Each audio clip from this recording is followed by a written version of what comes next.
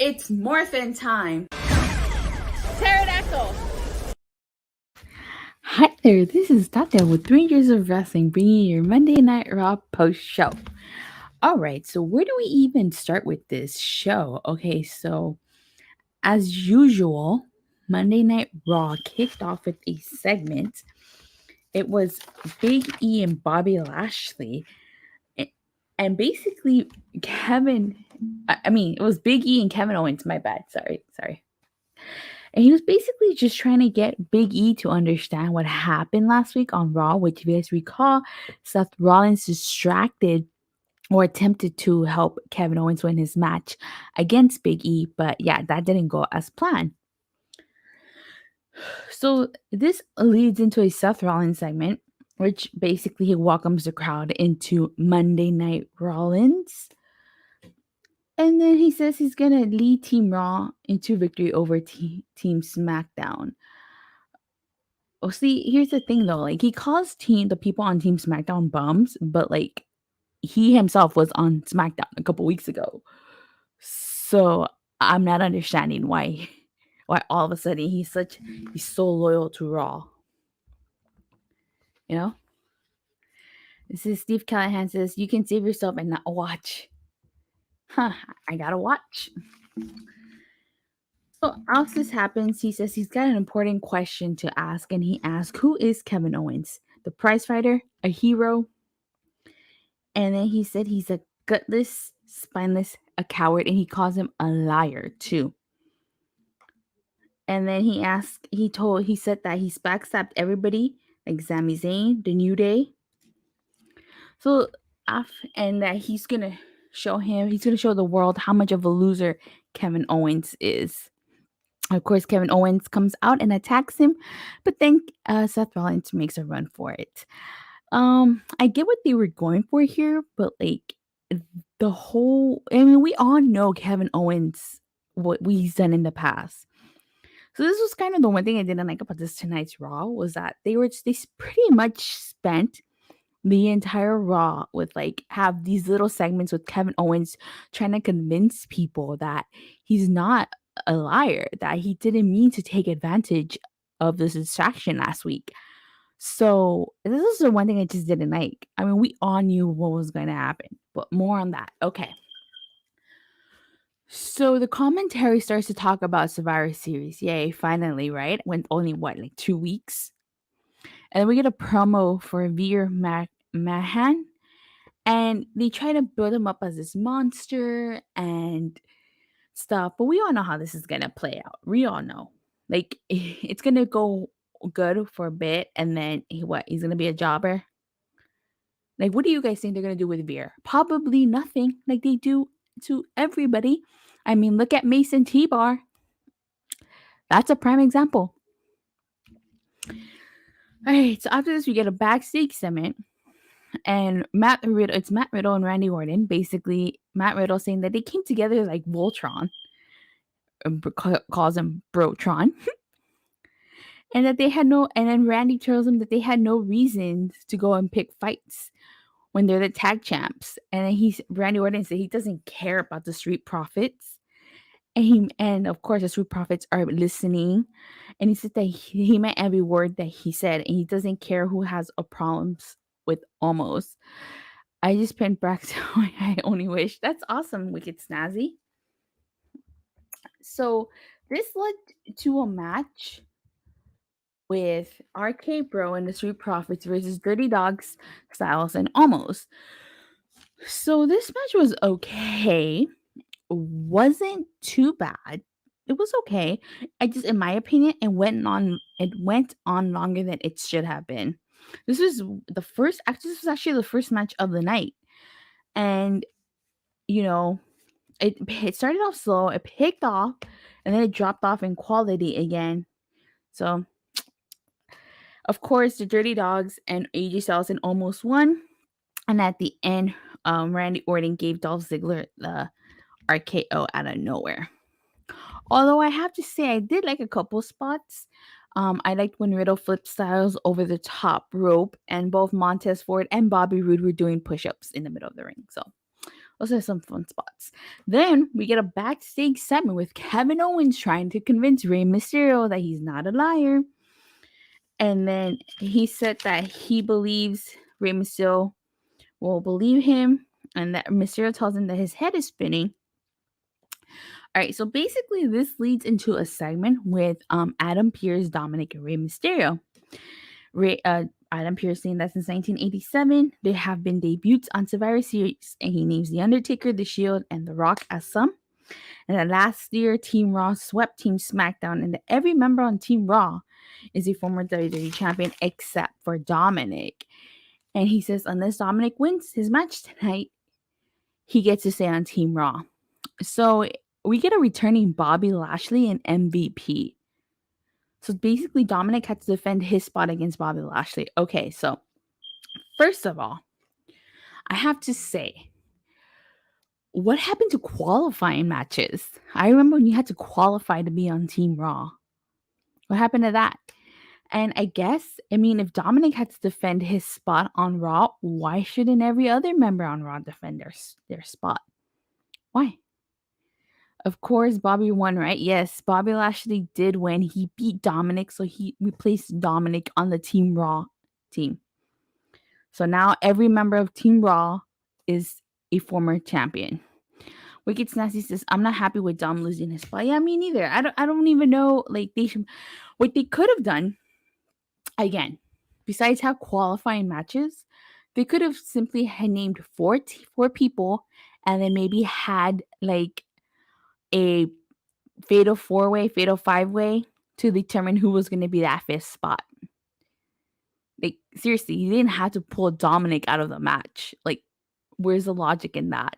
But of course, WWE doesn't have any logic sometimes, so who knows? All right, so then we get the Alpha Academy and Seth Rollins backstage. Basically,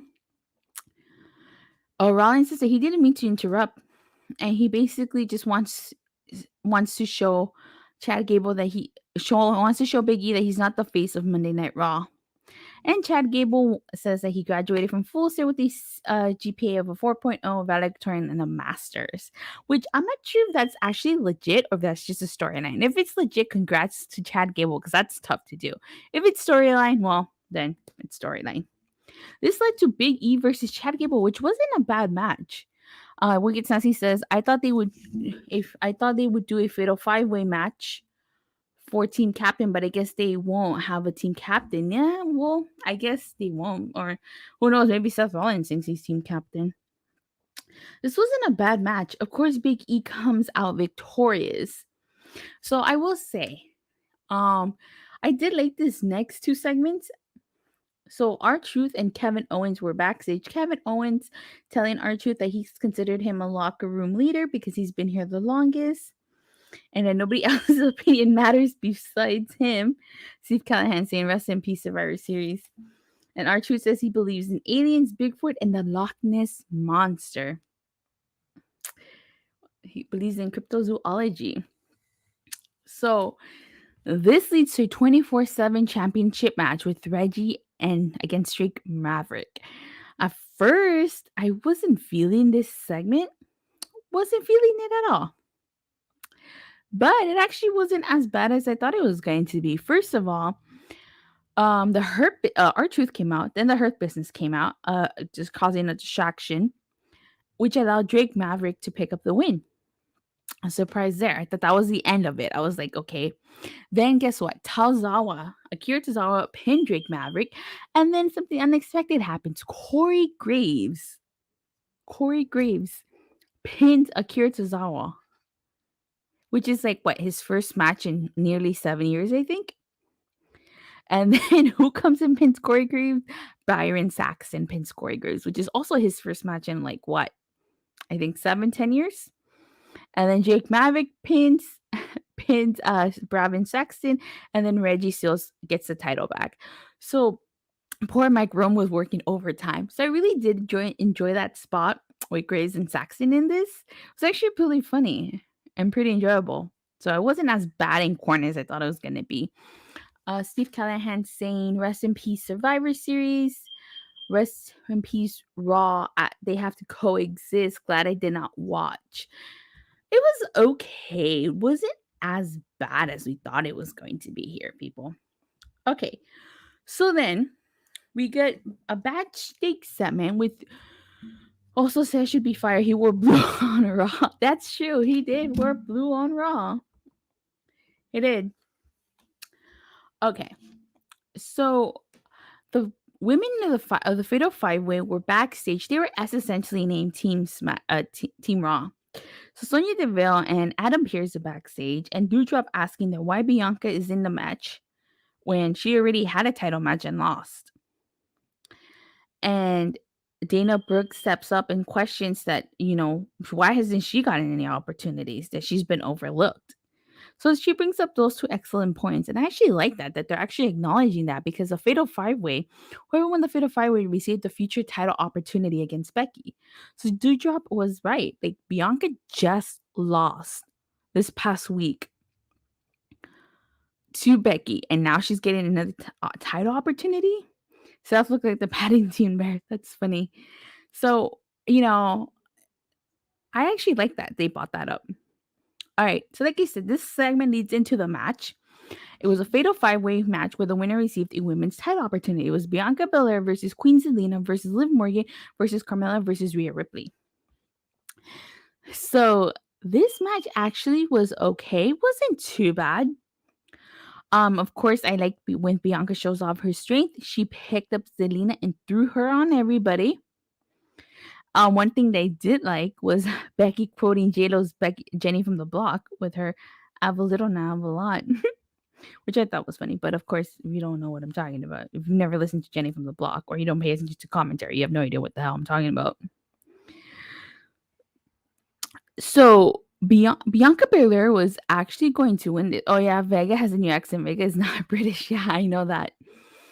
Bianca was actually going to win this match, but guess who cost her the match? Guess. It was none other than Doudrop. Doudrop caused her the match. So, and then that allowed Liv Morgan to roll up a pin. Yes, a roll up pin with to Carmella. And so now we're going to get Michael 101591 says, all I could think of when Seth wore the blue jacket was I'm blue double D double da. I'm double. Yeah, that's funny. Steve Callahan says Bianca should go to back of the line. I definitely agree. She should. So obviously Liv Morgan versus Becky Lynch is probably not going to happen until after Survivor Series, although I'd be surprised if it happens next week. But that's what I think. I don't know if Liv Morgan's gonna be the one to take the title off Becky. What do you guys think? You guys think Liv Morgan's gonna take the title off Becky? I'm not sure yet. I mean, if it's not Liv Morgan, I don't know who it's going to be, but maybe it could be. Who knows? I don't know. At this point, it's kind of hard to tell. But definitely that she's losing that title after Survivor Series. They just want to do Charlotte versus Becky. Seriously. So after this, we get their main event. Yes, the main event was Seth Rollins versus Kevin Owens. This was actually a really good. Liv won't. Wicked Sassy says Liv won't take it. Setsuka Hand says not yet. Polly, you're right. You guys are probably right. She probably won't take it now. So this is actually a pretty good main event. So before the match, of course, Seth Rollins says that somebody's been weighing on his conscience, and he basically isn't the only one who's been lying. He said it was a plan between him and Kevin Owens, and they thought about this a week ago. And that he says that he's saying this because he is a man of integrity. Michael 101591 says Liv is not winning it. Yeah, probably right. Wicked Nancy says also 10 more wrestlers will be released due to budget, so expect NXT releases and some main event releases. I heard about that. I'm not entirely sure. I'm not entirely sure. I heard about that, but I'm not sure who would be getting released. Who do you guys think is getting released? So like you're saying, Kevin Owens comes on, attacks Seth Rollins before the match even starts. I like once the match starts, one of the things I liked was the cannonball move that Kevin Owens did to Seth Rollins towards the barricade. And that Kevin Owens also drew Seth Rollins face first onto the announce table. And then Rollins got his foot on the rope during one of the attempts. Now, this is always find a way to ruin everything. So the match was a good match. But during one spot, Big E was sitting in the commentary table. Yes, he joined the commentary. And Rollins and KO and Kevin Owens go through it. Big E obviously moves. And I guess Seth Rollins gets to the ring, and Kevin Owens doesn't. So guess what's happened? Seth Rollins wins by a countout. And at the end of the match, Kevin Owens attacks Big E, throws him into the steel steps. So I guess there's an argument to be made. Let me see. Wicked Snazzy says, I think Ciampa, Johnny, Candice, Pete Dunne, Morgan, Elias, some 205 live people that I don't know at all. Hey, don't you dare put Elias in that category. I like Elias. So I guess the countout victory was supposed to be so that Kevin Owens could turn heel and attack Big E, but that just goes against everything that Kevin Owens was doing on this episode of Raw. He was trying to basically prove his innocence, that he had nothing to do with it. So what's going to happen next week? We're going to have Kevin Owens say that he lied, that he did plan it with Seth Rollins. I mean, I think we all knew that Kevin Owens was going to turn heel when that initially happened. It's just the way they went about it. It's kind of like so predictable. What do you guys think about that? So if I had to rate tonight's Monday Night Raw, looking at everything, some matches were okay. I mean, it wasn't a bad show. Was it a great show? No. Was it the best show? No. Was it the worst show? No. Wicked Snazzy said, but where has Elias been? The last time we seen him put his guitar in the fire, I lost hope for the guy, and I wish I didn't. Don't say that. I like Elias. I'll walk with Elias any day. So, like I was saying, overall, I don't like the countout the countout victory obviously was used to try to turn Kevin Owens heel. But the way they went about it, it's just like I said, I wouldn't be surprised if next week Kevin Owens comes out saying that, yeah, he did plan it. Michael 101591 says last week's show was better. Definitely. Last week's show was way better than this. Way, way better. I really liked the Corey Graves, Byron Saxton spot with the 24/7 title. I was not expecting that, so that's a surprise. The tag team match, the men's tag team match, did go on a little longer than it should have. So tonight's score, I would have to rate it a 2.5 out of 5. See if why does everybody keep saying Elias is getting released? I don't think so. I mean, if he does, I would be shocked, kind of, but I don't think he is. Michael 101591 saying, I hated the 24/7 title segment. Hey, you're entitled to your opinion. It started, I don't blame you. It started off kind of slow and cringe, but then it just got a little bit better. A little bit, not too much. Dynamite Raw. Like I said, I give it a 2.5 out of 5 just for those things. Last week's show was definitely a lot better than this week's. Just because last week I feel like it flowed. And this week, not so much. 0 out of 10 because I did not watch Raw. Michael 101591 says I agree, it was a 2 out of 5. And Wicked Sensi says, I missed Raw for 3 weeks. Oh, hey, more power to you. I can't miss Raw. That back and forth 24/7 titles almost gave me a headache. Must have felt for Mike Rome, though, working overtime. So with that being said, that concludes this post show. I, for one, I do like wrestling and I do like Power Rangers. I did release my Pink Power Morph unboxing. So if you haven't checked that out, I suggest you do, especially if you like Power Rangers like I do.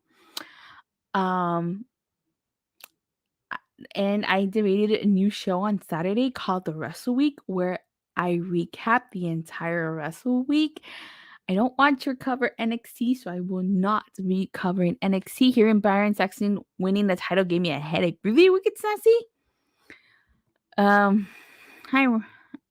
Hi, Randy Viper. Same with Corey. What happened on Raw? I just went over what happened on Raw. Randy Viper. But I want to thank everybody so much for watching. If you're new to the channel, please don't forget to like and subscribe. I'm trying to get to 300. And I hope you guys have a great night. And I will see you guys again after AEW Dynamite. Bye.